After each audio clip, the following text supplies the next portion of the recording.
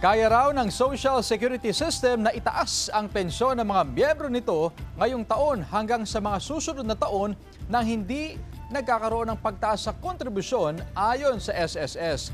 Dahil daw yan sa lakas ng financial performance ng pension fund. Hindi rin daw ito ikalulugi ng SSS dahil sa kinita ng ahensya kasunod ng contribution rate hike noong January 2025.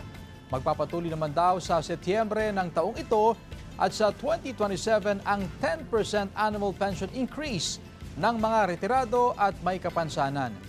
Ibinida rin ng SSS ang paglagpas sa 1 trilyong piso ng reserve fund ng ahensya noong 2025 na historic high. Pinakamalaki din sa kasaysayan ang net income ng ahensya nitong nakaraang taon na umabot sa halos 143 billion pesos. Dahil daw dito, pwede silang magkaroon ng mga bagong programa tulad ng microloan programs na planong ilunsad sa second quarter ng taon.